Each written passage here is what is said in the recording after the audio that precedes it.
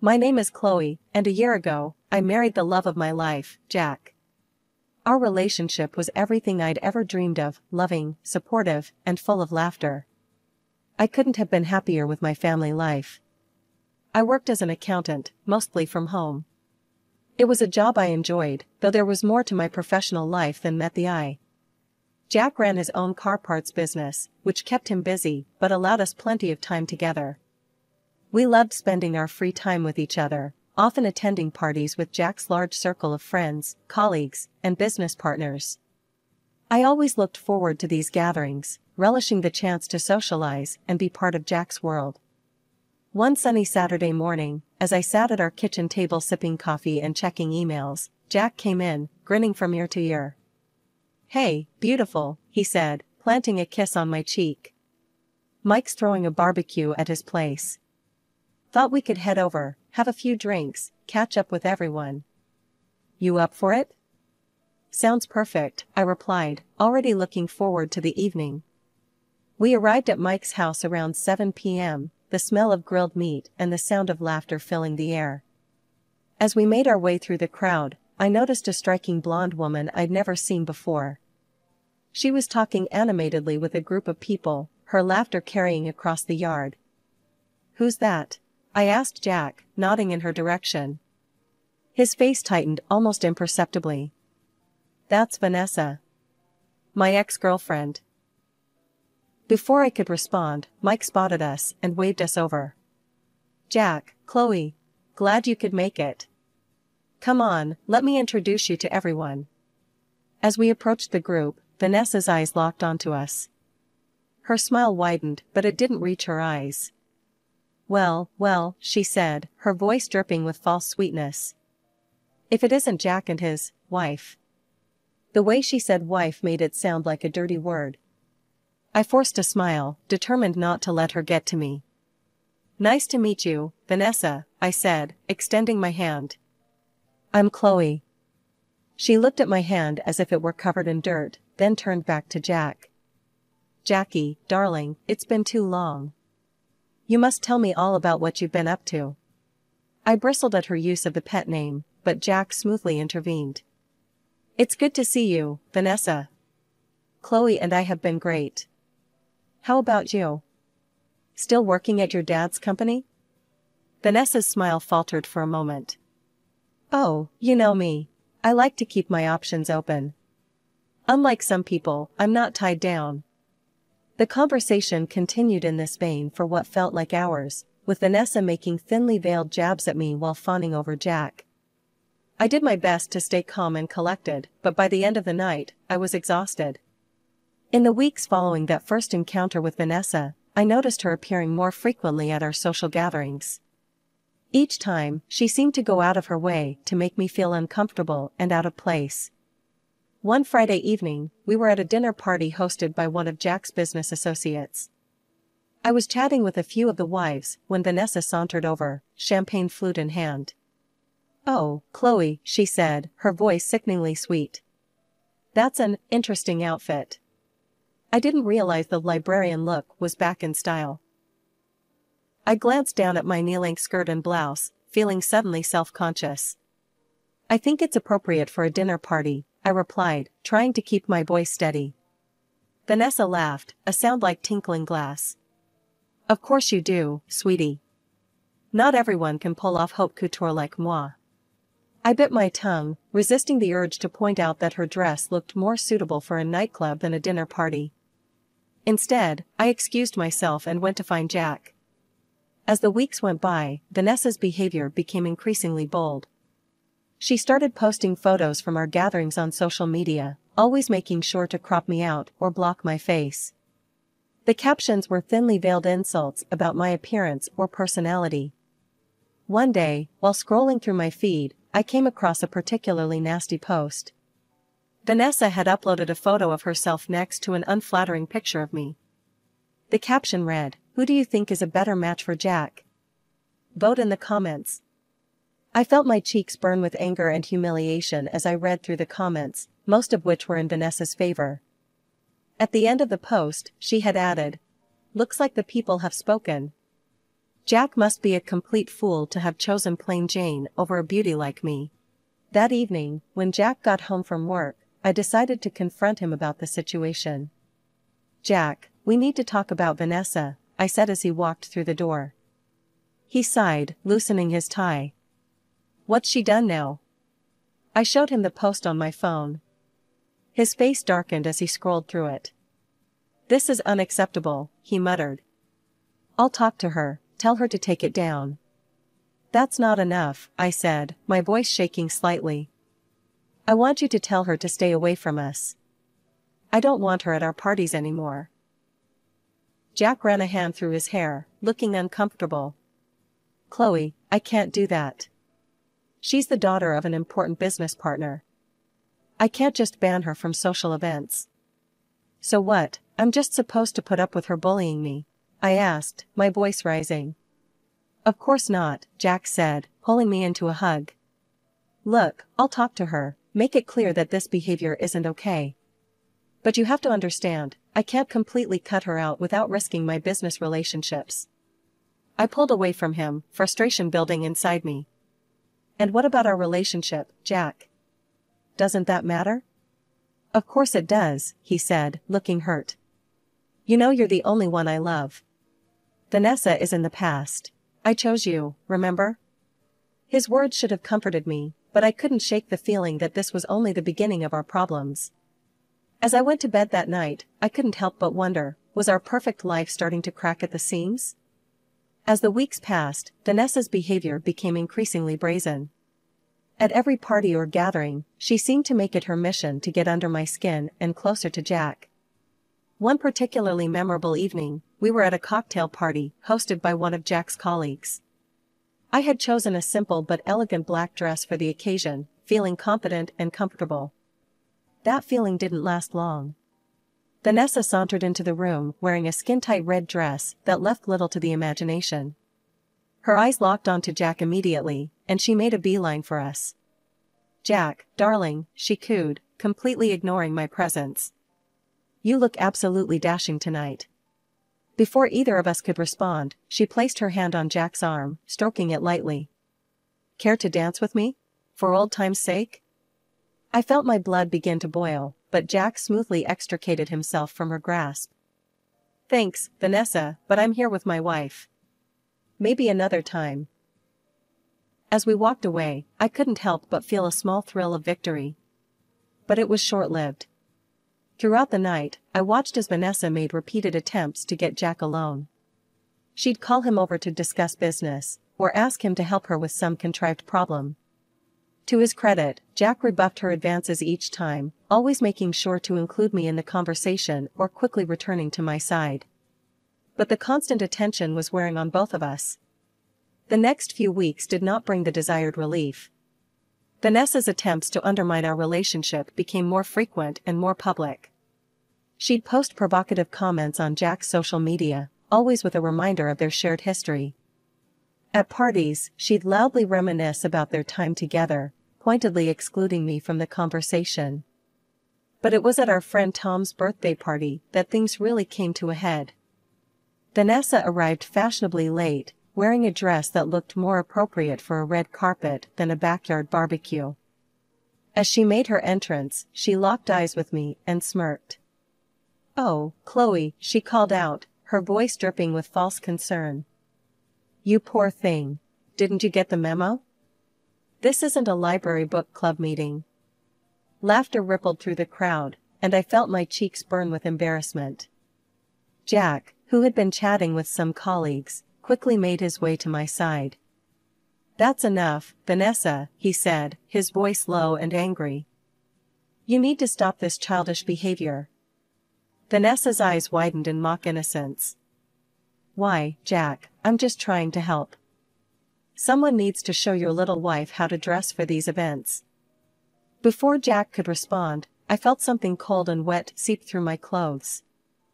I looked down in shock to see red wine spreading across the front of my dress. Vanessa stood before me, empty glass in hand, her face a picture of feigned remorse. "Oh no," she gasped.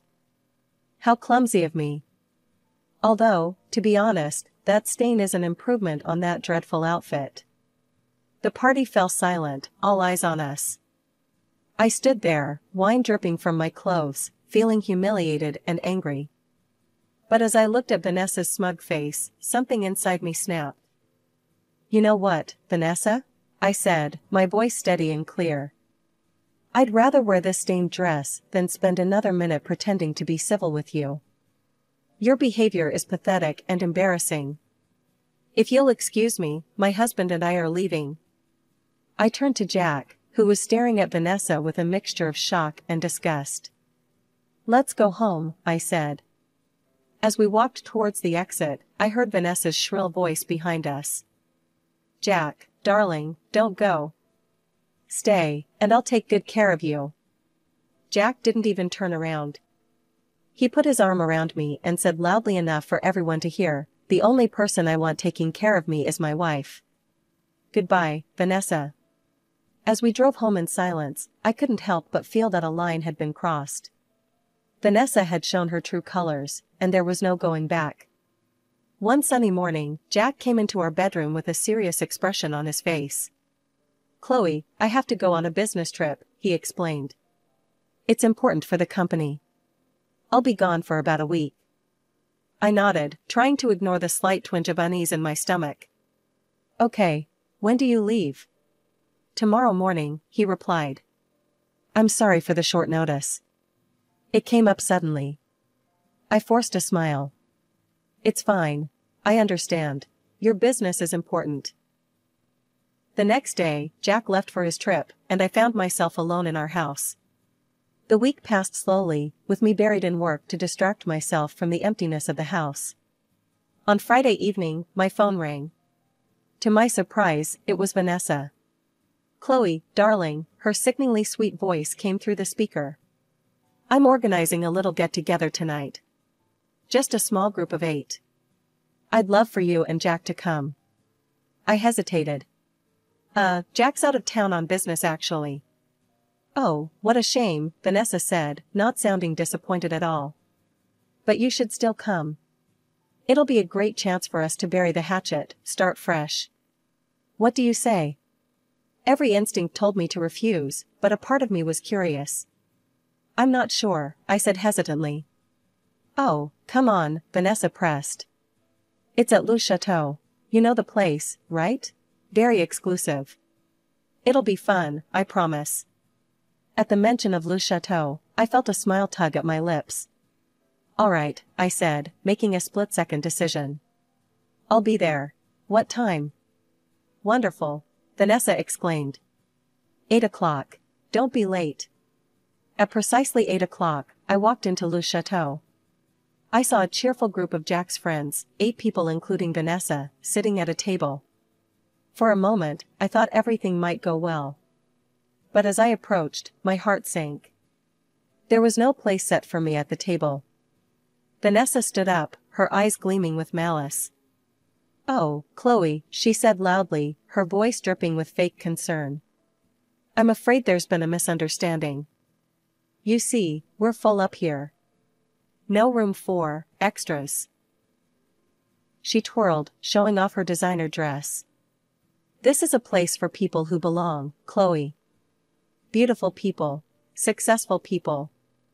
Maybe you should try the diner down the street. I hear they do a mean hot dog." The table fell silent, everyone looking uncomfortable, but no one speaking up. I laughed, genuinely amused by Vanessa's pathetic attempt at humiliation. Then I turned and called out, "Excuse me, could I speak to the restaurant manager, please?" The restaurant manager approached our table, his demeanor professional and courteous. "Is there a problem here?" he asked, looking between Vanessa and me. Before Vanessa could speak, I smiled at the manager. "No problem at all. I was just wondering if I could join this lovely group for dinner." The manager smiled kindly at me. "Of course, madam. Let me get you a comfortable chair right away." As he hurried off, Vanessa's face contorted with rage. "Excuse me? I booked this table for 8 people. She wasn't invited, and there's no room for her here." The manager returned with a plush chair, placing it at the table. I apologize for the confusion, but Madame has the right to sit at any table she wishes. She is, after all, the owner of Le Chateau. A collective gasp went around the table. Vanessa's mouth opened and closed like a fish out of water, while Jack's friends looked at me in disbelief. One of them, Tom, spoke up. But, Chloe, I thought you were an accountant? That's how Jack introduced you to us. I smiled, shrugging my shoulders modestly. I am an accountant. I do the books for my restaurant. I've never been one to show off my wealth. I prefer to judge people by their character, not their bank account. Vanessa's face turned a deep shade of red, a mix of embarrassment and anger. The atmosphere at the table shifted dramatically. Jack's friends, who had been silent during Vanessa's tirade, now fell over themselves to invite me to join them. Chloe, please, sit with us. We'd love to hear more about your restaurant. I can't believe we never knew this about you. I held up a hand, smiling gently. Thank you all for the invitation, but I think I'll decline. I just wanted to stop by and say hello. I turned to the manager. Please make sure my husband's friends are well taken care of. The bill is on me tonight. As I prepared to leave, I couldn't help but add. And Vanessa? There's a lovely diner down the street. I hear they do a mean hot dog. You might want to try it sometime. With that, I left the restaurant, leaving behind a stunned silence and a thoroughly humiliated Vanessa. When Jack returned from his business trip a few days later, I told him about the incident over dinner. You should have seen her face, Jack, I said, laughing. I don't think I've ever seen anyone turn that shade of red before. Jack shook his head, chuckling. I can't believe she thought she could embarrass you like that. You handled it perfectly, Chloe. As we finished our meal, I felt a sense of contentment wash over me. Vanessa's attempt to humiliate me had backfired spectacularly, and in the process, it had brought Jack and me closer together. Several weeks flew by after the incident at Le Chateau. Life had settled into a comfortable rhythm, and the memory of Vanessa's humiliation had faded into an amusing anecdote Jack and I occasionally shared over dinner. One crisp autumn morning, as I was going through my emails, I noticed an intriguing message. It was an invitation to participate in the prestigious Entrepreneur of the Year award program, specifically in the Successful Entrepreneurial Debut category. My heart skipped a beat as I read the details. This was a significant recognition of my hard work and success with the restaurant. We decided to attend the event together. On the night of the awards, we dressed in our finest. Jack looked dashing in his tuxedo, and I chose an elegant, understated gown that made me feel confident and powerful. The venue was spectacular, filled with the city's most successful and influential people. As we mingled, I saw many familiar faces, friends, acquaintances, and several of Jack's business associates. The atmosphere was electric with anticipation and excitement. At one point, Jack excused himself to chat with some colleagues, leaving me by the champagne fountain. I was admiring the intricate ice sculpture when a familiar voice hissed in my ear. "What are you doing here?" I turned to find Vanessa glaring at me, her face twisted with anger and disbelief. "I was invited," I replied calmly, showing her my invitation. Vanessa's eyes narrowed. "This event is for the rich and successful people of this city. People like me and my father. You don't belong here, you upstart. How dare you try to infiltrate our world? Get out before you embarrass yourself." I remained calm, scanning the room until I spotted who I was looking for. With a smile, I waved to two distinguished-looking older gentlemen in impeccable suits who were engaged in conversation across the room. As they approached, Vanessa's tirade continued, but I ignored her, focusing on the men. When they reached us, I wrapped one of them in a warm embrace. "Dad, I'm so glad you could make it," I said, kissing his cheek.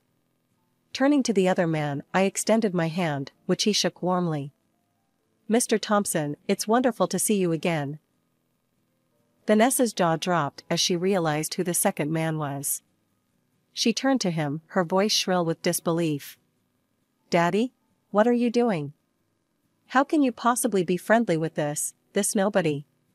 She's just an accountant who got lucky and is now pretending to be one of us. She doesn't belong in our world. Mr. Thompson's face flushed a deep red as he listened to his daughter's outburst. His eyes, usually calm and calculating, now blazed with fury. Silence, he thundered, causing Vanessa to flinch. He gestured towards my father. This man is William Carter, one of the most successful entrepreneurs in the country and my valued business partner. Your ignorant words could jeopardize a multi-million-dollar deal. Vanessa's eyes widened in shock, but instead of backing down, she doubled down on her tirade. Then cancel the deal, Daddy. We don't need to do business with her family. They're beneath us. Mr. Thompson's face mottled with rage, red spots appearing on his cheeks and forehead. His voice rose to a shout, causing heads to turn throughout the ballroom. That's enough. Your behavior is inexcusable. He jabbed a finger at Vanessa. From this moment, you're cut off. No more allowance, no more credit cards. And that luxury apartment you're so fond of? Consider yourself evicted. Vanessa's mouth gaped open in disbelief as her father turned to us, his tone suddenly apologetic. Mr. Carter, Chloe, please accept my deepest apologies for this disgraceful scene. Vanessa, he snapped, turning back to his daughter. Leave immediately. You've proven yourself unworthy of being here. At that moment, Jack pushed through the crowd that had gathered around us, his face a mix of concern and anger. What's going on here? He demanded. Before anyone could respond, he caught sight of Vanessa and shook his head in disgust. I should have known. Now I remember exactly why I broke up with you, Vanessa. You never learned how to behave in polite society. Vanessa's composure finally cracked. Tears began to stream down her face, leaving trails of mascara in their wake. Daddy, please, she sobbed, reaching for Mr. Thompson's arm. I'm sorry. I didn't know. Please don't do this. But Mr. Thompson shrugged off her grasp. I have business to discuss with my partners, he said coldly, turning his back on her. Goodbye, Vanessa. As Mr. Thompson walked away with my father, Vanessa stood alone in the middle of the ballroom, her shoulders shaking with sobs, mascara streaking her cheeks. The crowd around us slowly dispersed, leaving her isolated in her humiliation. The rest of the evening passed in a blur. When it came time for the awards ceremony, I found myself walking onto the stage in a daze as my name was called for the Successful Entrepreneurial Debut category. As I accepted the award, I caught sight of my father and Jack in the audience. They were on their feet, applauding wildly, their faces beaming with pride. Their enthusiasm was infectious, and I felt a surge of joy and accomplishment wash over me. In the weeks following the awards ceremony, life settled into a new, pleasant rhythm. The golden statuette found its place on our mantelpiece, a quiet reminder of that eventful night. Jack and I continued to attend parties with his friends and business associates. Without Vanessa's toxic presence, these gatherings became noticeably more enjoyable. The atmosphere was lighter, the conversations more genuine, and the laughter more frequent. One evening, as we were getting ready for another social event, Jack came up behind me as I was putting on my earrings. You know, he said, wrapping his arms around my waist, I've noticed how much more fun these parties have become lately. I smiled at him in the mirror. I was just thinking the same thing. It's amazing how one person's absence can change the entire dynamic. Jack nodded, his expression thoughtful. Speaking of absence, have you heard anything about Vanessa lately? I shook my head. Not really. She seems to have vanished completely. Although, well, I overheard Tom talking to his wife at the last party. Apparently, there's a rumor going around that Mr. Thompson sent Vanessa to another state. Something about not wanting her to embarrass him or the family business anymore. Jack raised an eyebrow. Wow, that's pretty drastic. But I can't say I'm surprised after her behavior at the awards ceremony. I turned to face him, adjusting his tie. It's a shame, really. All that privilege, and she never learned to appreciate it or use it wisely. As we drove to the party, I reflected on how much my life had changed in the past year. From the challenges with Vanessa to the unexpected recognition of my business acumen, it had been a whirlwind of experiences. Yet through it all, my relationship with Jack had only grown stronger. And as for Vanessa? Well, I genuinely hoped she'd find her way eventually. After all, everyone deserves a chance to grow and become a better version of themselves. Who knows? Maybe her fresh start in a new state would be just what she needed. For now, though, I was content to enjoy this moment, swaying in my husband's arms, surrounded by friends, grateful for the life we'd built together.